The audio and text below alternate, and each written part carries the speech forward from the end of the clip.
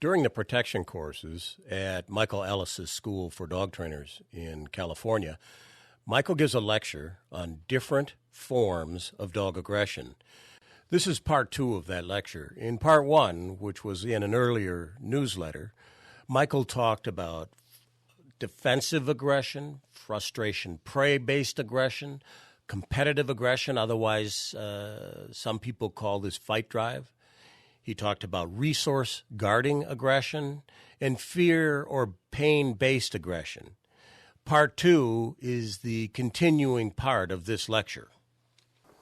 Territorial aggression, the dog guards their yard, your house, those sorts of things. Not really functional for protection work, but definitely a place where dogs can be aggressive. So you'll have dogs that are very social and very friendly and away from their space, and you put them in their space, and they're very aggressive, protecting their territory.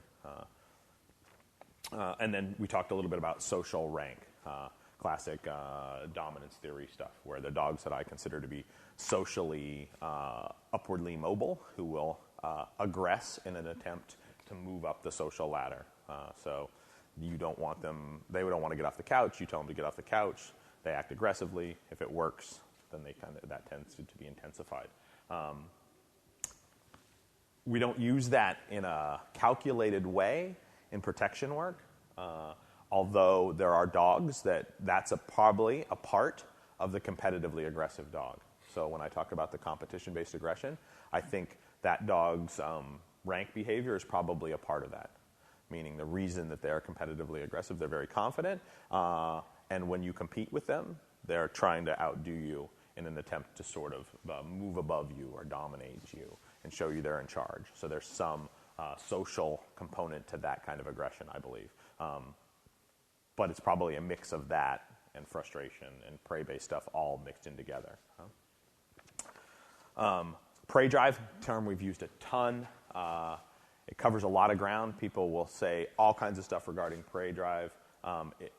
Drive theory, you've tossed the word drive around a lot over the course of the week, and behaviorists do not use the word drive the way dog trainers use drive. So behaviorists think it's basically a survival drive, innate survival drive in a dog. So they'll talk about things like sex drive, food drive, those sorts of things, drive for water. These sorts of things are survival-based things in the behavioral sense of the word, but we use it to describe a lot of behavior. So that when we say prey drive, we basically are talking about the dog's desire to chase and bite and grab things. Right? So movement triggers it. They want to chase something that's moving, and we call that prey drive. And we use that extensively in all of our dog training, some form of that. People will sometimes say prey drive and play drive synonymously, but I don't think they're the same thing. The prey drive has a biting component to it. It's not just that the dog wants to chase. It's the dog that wants to chase, grab, bite, kill. And there are dogs that play, that chase out of play, and the demeanor is very different than a dog with strong prey drive, meaning a dog may chase a ball or want to play with a handler, play, bounce around, dance, wrestle, all these other things. Those are obvious play behaviors in a dog. And there are dogs that like that kind of interaction and like to play, frequently also exhibit some prey drive, and there's a combination of these things happening when we interact with a dog. But prey drive itself is the desire to chase and bite something that's moving. Grab it with your mouth, shake it, kill it, like we talked about. Bite drive's a term that I've sort of coined myself to describe a dog that just gets satisfaction out of biting, its own thing.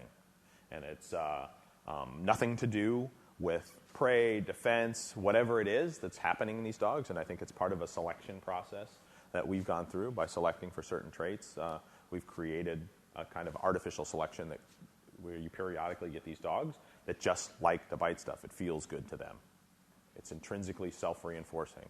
Some kind of chemical release happens. I don't know whether it's endorphins, whether it's whatever that's going on, but these dogs can satisfy in this thing, and they like that activity in and of itself. And it doesn't matter if they're biting a stuffed animal, a decoy, a person, a telephone pole, a sofa, whatever. The dogs just like that feeling of digging in and biting something. And it's not common, but extremely useful when you get it in a dog. So for our purposes in terms of protection training and looking for dogs that are going to excel in these various disciplines, this is a biggie, right? It's, if you get a dog like this, it's like, yes, beautiful, right? You have lots of ways of rewarding this dog, and you don't tend to have to put them in uncomfortable places to get them to want to do this. And you don't have to expend a lot of energy, so there's not a lot of help that you need to get that dog to bite that you're going to have to fade later on. So we talked a lot about over the course of the week about anything we're teaching the dog. Initially, we have to do things to help that dog do the behavior we want, and then frequently we want to feather the help out until the dog's supplying the energy themselves. And the bite-driven dog, the dog that really just likes to bite for its own sake, allows us to use a lot less help in the things that we teach the dog, because I don't have to dance around or run or make a lot of motion to activate the dog initially. So that's stuff that I don't have to fade out of the picture as we progress along. So those dogs are fantastic when we find them, and great dogs for this kind of work.